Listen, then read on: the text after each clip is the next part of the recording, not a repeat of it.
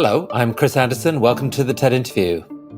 A really surprising interview today. Many of us have spent the last few years bemoaning the state of social media and its propensity to cause division and outrage. But what if you could use it to do something really good, like really good? For example, tackling the coronavirus pandemic. Today's guest, Audrey Tang, has been working on exactly that. Audrey is a self-described conservative anarchist. In 2014, she was a software programmer dedicated to protesting the Taiwanese government as part of the Sunflower Movement. But by 2016, she had become the country's first digital minister in charge of social innovation. Her work has had powerful impact. As the coronavirus pandemic swept the globe early this year, Taiwan managed to bring infections within its borders to an impressively quick end. Today, Audrey explains how social media played a crucial role in that effort. I mean, imagine that. Instead of spreading poison, social media can actually be harnessed to create a form of crowd wisdom to combat the harmful misinformation that spreads online and to hold both governments and private companies accountable to the public good.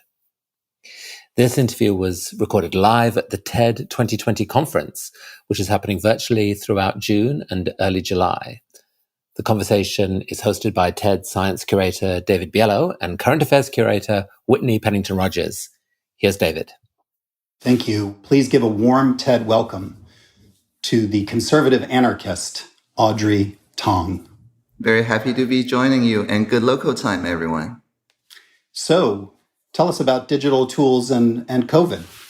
Yeah, I'm really happy to share with you how Taiwan successfully countered the COVID using the power of digital democracy tools. And as we know, democracy improves as more people participate. And digital technology remains one of the best ways to improve participation, as long as the focus is on finding common ground, that is to say, pro-social media instead of anti-social media. And there's three key ideas that I would like to share today about digital democracy that is fast, fair, and fun. First, about the fast part. Whereas many jurisdictions began countering coronavirus only this year, Taiwan started last year. Last December, when Dr. Li Wenliang, the PRC whistleblower, posted that there are new SARS cases, he got inquiries and eventually punishments from PRC police institutions. But at the same time, the Taiwan equivalent of Reddit, the PTT board, has someone called No More Pipe, reposting Dr. Li Wenliang's whistleblowing. And our medical officers immediately noticed this post and issued an order that says all passengers flying in from Wuhan to Taiwan need to start health inspection the very next day, which is the first day of January. And this says to me two things. First, the civil society trusts the government enough to talk about possible new SARS outbreaks in the public forum, and the government trusts citizens enough to take it seriously and treat it as if SARS has happened again, something we've always been preparing since 2003. And because of this open civil society, according to the Civicus Monitor after the Sunflower Occupy, Taiwan is now the most open society in the whole of Asia. We enjoy the same freedom of speech, of assembly, the press, and so on as other liberal democracies, but with the emphasis on keeping an open mind to novel ideas from the society. And that is why our schools and businesses still remain open today. There was no lockdowns. It's been a month with no local confirmed cases. So the fast part. Every day, our Central Epidemic Command Center, or CECC, hosts a press conference, which is always live streamed. And we work with the journalists, they answer all the questions from the journalists, and whenever there's new idea coming in from the social sector, anyone can pick up their phone and call 1922 and tell that idea to the CECC. For example, there was one day in April where a young boy that said he doesn't want to go to school because their schoolmate may laugh at him because all he had is pink medical mask. The very next day, everybody in the CECC press conference started wearing pink medical masks, making sure that everybody learns about gender mainstreaming. And so this kind of rapid response system builds trust between the government and the civil society. And the second focus is fairness. For example, when we ramped up the facial mask production, making sure everybody can use their national health insurance card to collect masks from nearby pharmacies, not only do we publish the stock level of masks of all pharmacies, 6,000 of them, we publish it every 30 seconds. That's why our civic hackers, our civil engineers in the digital space, built more than 100 tools that enable people to view a map, or people with blindness who talk to chatbots, voice assistants, all of them can get the same exclusive access to information about which pharmacists near them still have masks. And so people design a dashboard that lets everybody see our supply is indeed growing and whether there's over or under supply, so that we co-design this distribution system with the pharmacies, with the whole of society. So based on this analysis, we showed that it was a peak at 70%, and the remaining 20% of people who are often young, work very long hours. When they go off work, the pharmacists also went off work, and so we work with the convenience store so that everybody can collect their mask anytime, 24 hours a day. So we ensure fairness of all kinds based on the digital democracy's feedback. And finally, I would like to acknowledge that this is a very stressful time. People feel anxious, outraged. There's a lot of panic buying, a lot of conspiracy theories in all economies. And in Taiwan, our counter disinformation strategy is very simple. It's called humor over rumor. So when there was a panic buying of tissue papers, for example, there was a rumor that says, oh, we're ramping up mask production. It's the same material as tissue papers, and so it will run out of tissue paper soon. And our premier showed a very mimetic picture in very large print.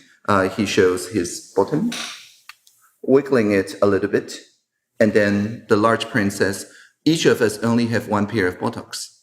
And of course, the serious table that shows that tissue papers came from South American materials and medical masks come from domestic materials, and there's no way that ramping up production of one will hurt the production of the other. And so that went absolutely viral. And because of that, the panic buying died down in a day or two. And finally, we found out the person who spread the rumor at the first place was the tissue paper reseller. And this is not just a single shot point in the social media. Every single day, the daily press conference gets translated by the spokesdog of the Ministry of Health and Welfare that translated a lot of things. For example, our physical distancing is phrased as saying, if you're outdoor, you need to keep 2 doge away. If you're indoor, 3 doge away, and so on, and hand sanitation rules, and so on. So because all this go viral, we make sure that the factual humor spreads faster than rumor, and they serve as a vaccine, as inoculation, so that when people see the conspiracy theories, the R0 value of that will be below 1, meaning that those ideas will not spread. I love this humor versus rumor. The problem here in the US, perhaps, is that the rumors seem to travel faster than any response, whether humorous or not. How do you defeat that aspect in Taiwan? Yeah, we found that, of course, humor implicitly means that it's a sublimation of upsetness, of outrage. And so, as you see, for example, in our premier's example, he makes fun of himself. He doesn't make a joke at the expense of other people. And this was the key. Because people think it hilarious, they share it, but with no malicious or toxic intentions. People remember the actual payload, that table about materials used to produce masks, much more easily. If they make a joke that excludes parts of the society, of course, that part of society will feel outraged, and we will end up creating more divisiveness rather than pro-social behavior. So the humor that at no expense of not excluding any part of society, I think that was the key. It's also incredible because Taiwan has such close ties to the origin point of this, to the mainland. So how do you, given those close economic ties, how do you survive that kind of disruption? Yeah, at this moment, it's been almost a month now with no local confirmed cases, so we're doing fine. And what we're doing essentially is just to respond faster than pretty much anyone. We started responding last year, whereas pretty much everybody else started responding this year. So in any case, the point here is that if you start early enough, you get to make sure that the border control is the main point where you quarantine all the returning residents and so on, instead of waiting until the community spread stage, where even more human rights invading techniques would probably have to be deployed one way or the other. And so in Taiwan, we've not declared an emergency situation. We're firmly under the constitutional law. Because of that, every measure the administration is taking is also applicable in non-coronavirus times. And this forces us to innovate. Much as the idea of we're an open liberal democracy prevented us from doing takedowns And therefore, we have to innovate of humor versus rumor, because the easy path, the takedown of online speech, is not accessible to us. Our design criteria, which is no lockdowns, also prevented us from doing any, very invasive privacy encroaching response system. So we have to innovate at the border and make sure that we have sufficient number of, for example, quarantine hotels or so-called digital fence, where your phone is basically connected to the nearby telecoms, and they make sure that if they go out of the 50-meter or so radius, a SMS is sent to the local household managers or police and so on. But because we focus all these measures at the border, the vast majority of people live a normal life. Let's talk about that a little bit. So walk me through the digital tools and how they were applied to COVID. Yes. So there's three part that I just outlined. The first one is the collective intelligence system. Through online spaces that we designed to be devoid of reply buttons, because we see that when there is reply buttons, people focus on each other's face part, not the book part. And without reply buttons, you can get collective intelligence working out their rough consensus of where the direction is going with the response strategies. So we use a lot of new technologies such as Polis, which is essentially a forum that lets you upvote and downvote on each other's feelings, but with a real-time clustering, talking about how to protect the most vulnerable people, how to make a smooth transition, how to make a fair distribution, supplies, and so on. And people are free to voice their ideas and upvote and downvote each other's ideas. But the trick is that we show people the main divisive points and the main consensual points, and we respond only to the ideas that can convince all the different opinion groups. So people are encouraged to post more eclectic, more nuanced ideas, and they discover at the end of this consultation that everybody actually agree with most of things, with most of their neighbors on most of the issues. And that is what we call the social mandate or the democratic mandate that then informs our development of the counter-coronavirus strategy and helping the world with such tools. And so this is the first part, it's called listening at scale for rough consensus. The second part I already covered is the distributed ledger, where everybody can go to a nearby pharmacy, present their NHI card, buy 9 masks or 10 if they're a child, and see the stock level of that pharmacy on their phone actually decreasing by 9 or 10 in a couple of minutes. And if they grow by 9 or 10, of course, you call the 1922 and report something fishy is going on. But this is participatory accountability. This is published every 30 seconds. So everybody held each other accountable, and that massively increased trust. And finally, the third one, the humor versus rumor. I think the important thing to see here is that whenever there's a trending disinformation or conspiracy theory, you respond to it with a humorous package within 2 hours. We have discovered if we respond within 2 hours, then more people see the vaccination than the conspiracy theory. But if you respond 4 hours or a day afterwards, then that's a lost cause. You can't really counter that using humor anymore. You have to invite the person who spread those messages into co-creation workshops. But we're okay with that too. Your speed is incredible. I see Whitney has joined us with some questions. That's right. We have a few coming in already from the audience. And we'll start with how long has the humor versus rumor strategy been implemented? And were comedians consulted to make the humor?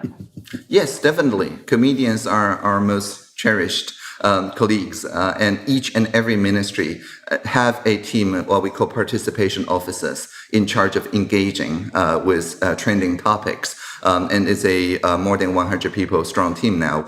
It's been like that since late 2016, but it's not until about a year and a half ago do the professional comedians get to the team. Previously, this is more about inviting the people who post, quotes like, our tax filing system is explosively hostile. And previously, the participation officers just invite those people. Everybody who complain about the tax filing experience gets invited to co-creation of the tax filing experience. So previously was that. And we have another question here. What would you rank the level of trust your community had before the pandemic in order for the government to have a chance at properly controlling this crisis? I would say that the community trusts each other, and that is the main point of digital democracy. This is not about people trusting the government more. This is about the government trusting the citizens more, making the state transparent to the citizen, not the citizen transparent to the state, which will be some other regime. So making the state transparent to the citizens doesn't always elicit more trust, because you may see something wrong, something missing, something explosively hostile to its user experience, and so on, of the state. So it doesn't necessarily lead to more trust from the citizen to the government, but it always leads to more trust between the social sector stakeholders. So I would say the level of trust between the people who are working on, for example, medical officers and people who are working with the pandemic responses, people who manufacture medical masks, and so on. All these people, the trust level between them is very high. Not necessarily they trust the government, but we don't need that for the successful response. If you ask a random person on the street, they will say, Taiwan is performing so well because of the people. When they tell us to wear the mask, we wear the mask. When they tell us not to wear a mask, like if you are keeping physical distance, we wear a mask anyway. And so because of that, I think it's the social sector trust between those different stakeholders that's the key to the response. Well, clearly, part of that trust in government was maybe not there in 2014 during the sunflower movement. So talk to me about that and how that led to this kind of digital transformation. Indeed, before March 2014, if you ask a random person on the street in Taiwan, like whether it's possible for a minister, that's me, to have their office in a park, literally a park. Anyone can walk in and talk to me for 40 minutes at a time. I'm currently in that park, the Social Innovation Lab. They would say that this is crazy, right? No public officials work like that. But that was because at March 18, 2014, hundreds of young activists, most of them college students, occupied the legislature to express their profound opposition to a trade pact with Beijing under consideration and the secretive manner in which it was pushed through the parliament by Kuomintang, the ruling party at the time. And so the protesters demanded very simply that the pact to be scrapped and the government institute a more transparent ratification process. And that drew widespread public support. It ended a little more than 3 weeks later, after the government promised and agreed on the 4 demands of legislative oversight. A poll released after the occupation showed that more than 75% remained dissatisfied with the ruling government, illustrating the crisis of trust that was caused by the trade deal dispute. And to heal this rift and communicate better with everyday citizens, the administration reached out to the people who supported the occupiers. For example, the GovZero community, G0V, which has been seeking to improve government transparency through the creation of open source tools. And so Jacqueline Tsai, government minister at the time, attended our hackathon and proposed the establishment of novel platforms with online community to exchange policy ideas. And an experiment was born called the V-Taiwan that pioneered the use of tools such as Polis, and it proved to be very successful. They solved the Uber problem, for example, and by now you can call Uber. I just called it Uber this week, but in any case, they are operating as taxis. They set up a local taxi company called Q Taxi, and that was because on the platform, people cared about insurance, they care about registration, they care about all the sort of protection of the passengers and so on. So we changed the taxi regulations, and now Uber is just another taxi company along with the other co-ops. So you're actually, in a way, crowdsourcing laws that then become laws. Mm-hmm.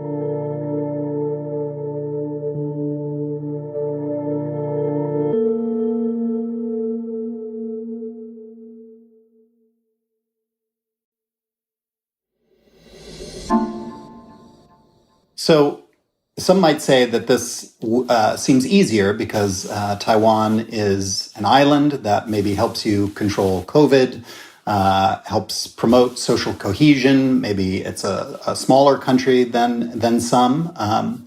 Do you think that this could be scaled beyond Taiwan? Well, first of all, 23 million people is still quite some people. It's not a city, as somebody usually said. Taiwan is a city-state. Well, 23 million people, not quite a city-state. And what I'm trying to get at is that the high population density and a variety of cultures, we have more than 20 national languages, doesn't necessarily lead to a social cohesion, as you said. Rather, I think this is the humbleness of all the ministers in the counter-coronavirus response. They all took on a attitude of, so we learned about SARS. Many of them were in charge of the SARS back then, but that was classical epidemiology. This is SARS 2.0. It has different characteristics, and the tools that we use is very different because of the digital transformation. And so we're in it to learn together with the citizens. Our vice president at the time, Dr. Chen Jianren, an academician, literally wrote the textbook on epidemiology. However, he still says, what I'm going to do is record an online MOOC, a crash course on epidemiology to learn about important ideas like the R naught and basic transmission and how the various different measures work. And then they ask people to innovate. If you think of a new way that the vice president did not think of, just call 1922 and your idea will become the next day's press conference. And this co-learning strategy, I think that more than anything enabled the social cohesion, as you speak, but this is more of a robust civil society than the uniformity. There's no uniformity at all in Taiwan. Everybody is entitled to their ideas, and all the social innovations ranging from using a traditional rice cooker to disinfect the mask to pink medical mask and so on. There's all variety of very interesting ideas that gets amplified by the daily press conference. We're having some more questions come in. One asked, how do you ensure that digital campaigns act quickly without sacrificing accuracy? In the US, there was a fear of inciting panic about COVID-19 in early January. This is a great question. So most of the scientific ideas about the COVID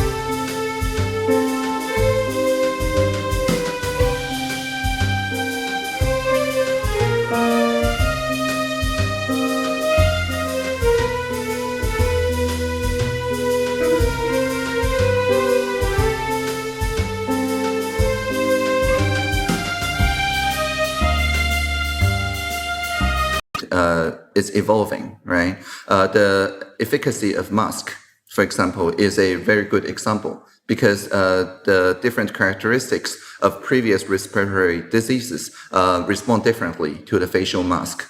And so our digital campaigns focus on the idea of getting the rough consensus through. So basically, it's a reflection of the society. Through Polis, the various tools that VTaiwan has prototyped, we know that people are feeling a rough consensus about things, and we're responding to the society saying, this is what you all feels, and this is what we're doing to respond to your feelings. And the scientific consensus is still developing, but we know, for example, people feel that wearing a mask mostly protect you because it reminds you to not touch your face and wash your hands properly. And these, regardless of everything else, are the two things that everybody agrees with. So we just capitalize on that and say, okay, wash your hands properly and don't touch your face, and wearing a mask reminds you of that. And that lets us cut through the kind of very ideologically charged debates and focus on what people generally resonate with one another. And that's how we act quickly without sacrificing scientific accuracy. And this next question maybe sort of feels connected to this as well. Do you think any of our policies could be applied in the United States under the current Trump administration? Quite a few, actually. We work with many states in the US and abroad on what we call epicenter to epicenter diplomacy. So what we're doing essentially is to, for example, there is a chatbot in Taiwan that lets you, but especially people under home quarantine, to ask the chatbot anything. And if there's a scientific advisor who already wrote a frequently asked question, the chatbot just respond with that. But otherwise, they will call the science advisory board and write a accessible response to that, and the spokesdog will translate that into cute dog meme. And so this feedback cycle of people very easily accessing, finding, and ask a scientist, and a open API that allows for voice assistants and other third-party developers to get through it resonates with many U.S. states, and I think many of them are implementing it. And we have one more question, which is actually a follow-up. Does the ministry plan to publish their plans in a white paper, which sounds like you're already sharing your plans with folks, but do you have a plan to put it out on paper? Of course, and multiple white papers. So if you go to taiwancanhelp.us, that is where most of our strategy is, and that website is actually crowdsourced as well. And there's also a Ask Taiwan Anything website at fightcovid.edu.tw that outlines all in white paper form all the response strategies. So check those out. A blizzard of white papers, if you will. I'd like to turn the focus on you a little bit. How does a conservative anarchist become a digital minister? Mm-hmm. Yeah, by occupying the parliament, we went through that. But more interestingly, I would say that I go working with the government, but never for the government. And I work with the people, not for the people. I like Eddie, this Lagrange point between the people's movements on one side and the government on the other side. Sometimes right in the middle, trying to do some cultural translation work, sometimes in a kind of triangle point, trying to supply both sides with tools for pro-social communication. But always with this idea of getting the shared values out of different positions, out of varied positions. Because all too often, democracy is built as a showdown between opposing values. But in the pandemic, in the infodemic, in climate change, in many of those structural issues, the virus or carbon dioxide doesn't sit down and negotiate with you, right? It's a structural issue that requires common values built out of different positions. And so that is why my working principle is radical transparency. Every conversation, including this one, is on the record, including the internal meetings that I hold. So you can see all the different meeting transcripts in my YouTube channel, and every of them has a URL that become a social object that people can have a conversation on. And because of that, for example, when Uber's David Plouffe visited me to lobby for Uber because of radical transparency, he is very much aware of that. And so he make all the arguments based on public good, based on sustainability and things like that, because he know that the other sides will see his positions very clearly and transparently. And so that encourages people to add on each other's argument instead of attacking each other's person, credits and things like that. And so I think that more than anything is the main principle of conserving the anarchism of the internet, which is about, nobody can force anyone to hook to the internet or to adhere to a new internet protocol. Everything has to be done using rough consensus and running code. I wish you had more counterparts all around the world. So one of the challenges that might arise with some of these digital tools is access. How do you approach that part of it for folks maybe who don't have the best broadband connection or the latest mobile phone or whatever it might be that's required? Well, anywhere in Taiwan, even on the top of Taiwan, almost 4,000 meters high, the Savian or the Jade Mountain, you're guaranteed to have 10 megabits per second over 4G or fiber or cable with just $16 a month, unlimited plan. And actually on the top of the mountain, it's faster. Fewer people use that bandwidth. And if you don't, it's my fault. It's personally my fault. In Taiwan, we have broadband as a human right. And so when we're deploying 5G, we're looking at places where the 4G has the weakest signal. And we begin with those places in our 5G deployment. And only by deploying broadband as a human right can we say that this is for everybody, that digital democracy actually strengthens democracy. Otherwise, we will be excluding parts of the society. And this also applies to, for example, you can go to a local digital opportunity center to rent a tablet that's guaranteed to be manufactured in the past 3 years and things like that, to enable all sorts of different digital access by the digital opportunity centers, universities, and schools, and public libraries. Very important. And if people who prefer to talk in their town hall, I personally go to that town hall and with a 360 recorder and live stream that to Taipei and to other municipalities where the central government's public servants can join in a connected room style, but listening to the local people who set the agenda. So people still do face-to-face meetings. We're not doing this to replace face-to-face meetings. We're bringing more stakeholders from central government in the local town halls, and we're amplifying their voices by making sure the transcripts, the mind maps, and things like that are spread through the internet in real time. But we don't ever ask the elderly to say, oh, you have to learn typing, otherwise you don't do democracy. It's not our style. But that requires broadband, because if you don't have broadband, but only a very limited bandwidth, you're forced to use text-based communication. Well, with access, of course, comes access for folks who maybe will misuse the platform. You talked a little bit about disinformation and using humor to beat rumor, but sometimes disinformation is more weaponized. How do you combat those kinds of attacks, really? Right. So you mean malinformation then? Yeah. So essentially information designed to cause intentional public harm. That's right. And that's no laughing matter. So for that, we have an idea called notice and public notice. So this is a Reuters photo, and I will read the original caption. The original caption says, a teenage extradition bill protester in Hong Kong is seen during a march to demand democracy and political reform in Hong Kong. Okay, a very neutral title by the Reuters. But there was a spreading of a malinformation back last November, just leading to our presidential election, that shows something else entirely. That says the same photo, but says this 13-year-old thug bought new iPhones, game console, and brand name sports shoes, and recruiting his brothers to murder police and collect $200,000.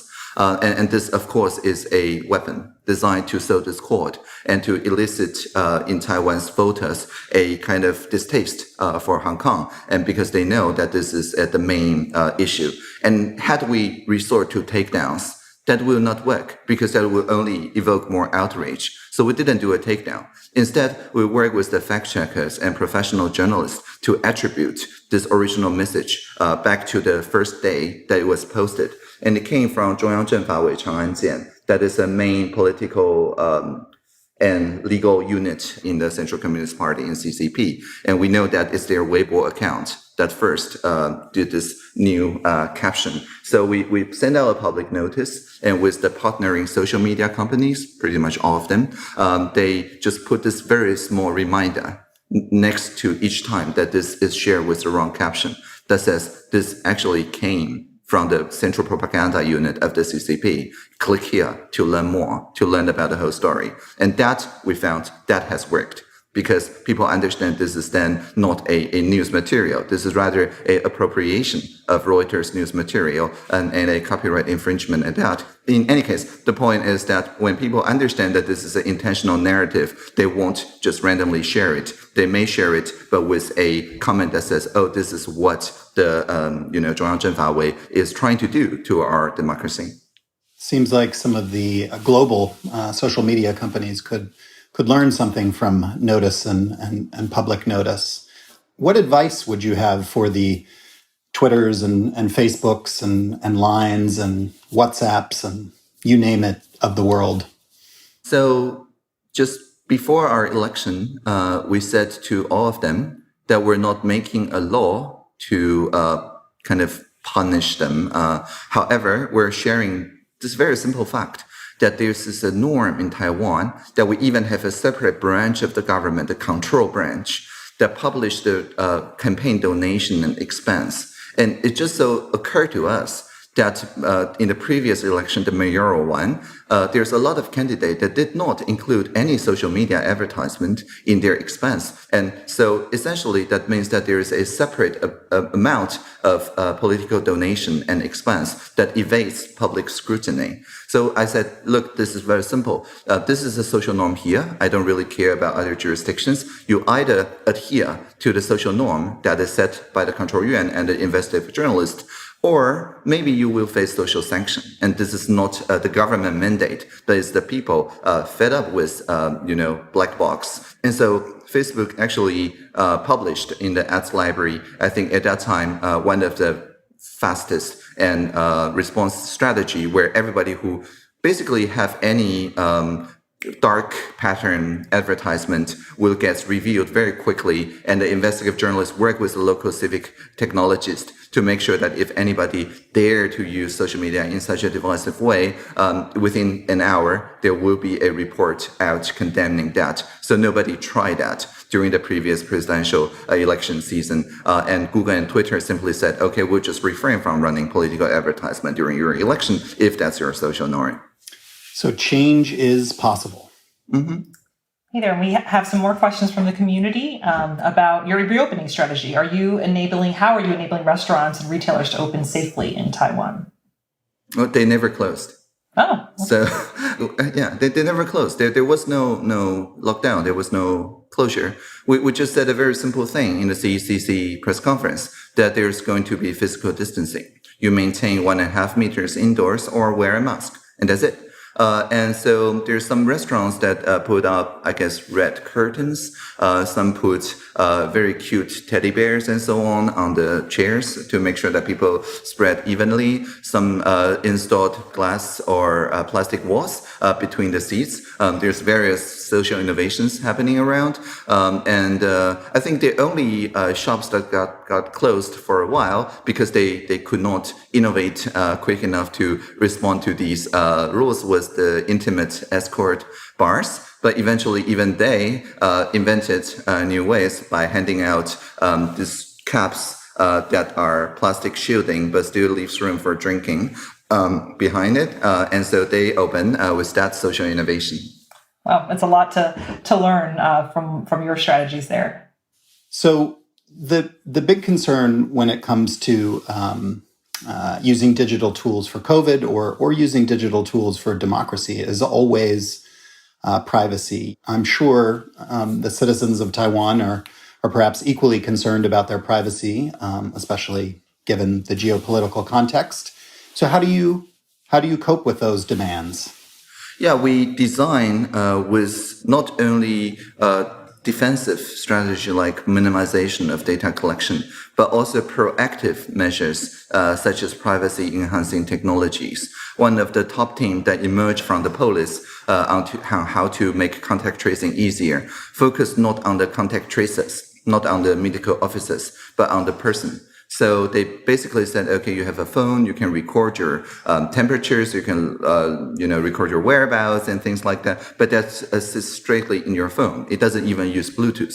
So there's no transmission technology used. It's open source. You can check it. You can use it in airplane mode. And when the contact tracer eventually tell you that you're part of the high-risk group and they really want your contact history, this tool can then generate a single-use URL that only contains the precise information anonymized that the contact tracers want. But it will not, like in a traditional interview, let you, ask a question, only want to know your whereabouts, but you answer with such accuracy that you end up compromising other people's privacy. So basically, this is about designing with an aim to enhance other people's privacy, because personal data is never truly personal. It's always social. It's always intersectional. If I take a selfie at a party, I inadvertently also take pretty much everybody else's who are in the picture, the surroundings, the ambience, and so on. And if I upload it to a cloud service, then I actually decimate the bargaining power, the negotiation power of everybody around me, because then their data is part of the cloud, and the cloud doesn't have to compensate them or get their agreement for it. And so only by designing the tools with a privacy enhancing as a positive value, and not enhancing only the person's own privacy, just like medical mask, it protects you, but mostly it also protects others, right? So if we design tools using that idea and always open source and with an open API, then we're in a much better shape than in a centralized or so-called cloud-based services. Well, you're clearly living in the future, but tell me, what do you see in the future? What comes next? So I see the coronavirus as a great amplifier. If you start with an authoritarian society, the coronavirus with all its lockdowns and so on have the potential of making it even a more totalitarian society. If people place their trust, however, on the social sector, on the ingenuity of social innovators, then the pandemic, as in Taiwan, actually strengthened our democracy so that people feel truly that everybody can think of something that improves the welfare of not just Taiwan, but pretty much everybody else in the world. And so my point here is that the great amplifier comes no matter you want it or not, but the society, what they can do is what Taiwan did after SARS. In 2003, we had to shut down an entire hospital, barricading it with no definite termination date. It was very traumatic. Everybody above the age of 30 remembers how traumatic it was. The municipalities and the central government was saying very different things. And that is why after SARS, the Constitutional Court charged the legislature to set up the system as you see today. And also that is why when people responding to that crisis back in 2003 built this very robust response system that there's yearly drills. So just as the Sunflower Occupy, because of the crisis in trust, let us build new tools that puts trust first. I think the coronavirus is a chance for everybody who have survived through the first wave to settle on a new set of norms that will reinforce your founding values instead of taking on alien values in the name of survival. Let's hope so, Len. Let's hope the rest of the world is as prepared as Taiwan the next time around. When it comes to digital democracy, though, and digital citizenship, where do you see that going, both in Taiwan and maybe in the rest of the world? Well, I have my job description here, which I will read to you. It's literally my job description and the answer to that question. And so here goes. When we see the Internet of Things, let's make it the Internet of Beings. When we see virtual reality, let's make it a shared reality.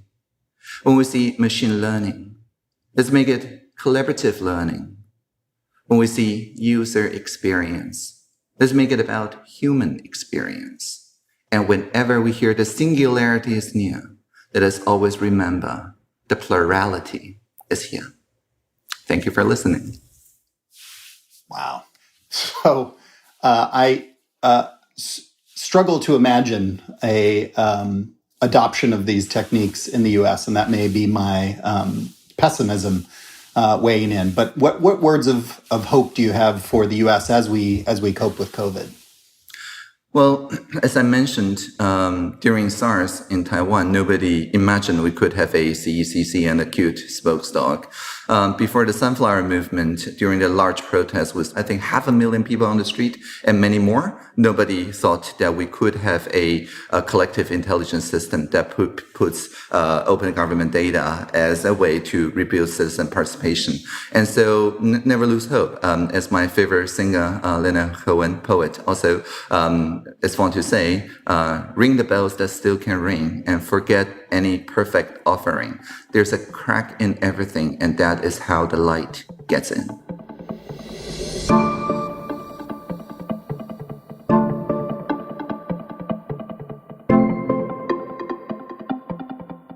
Okay, that's a wrap for today.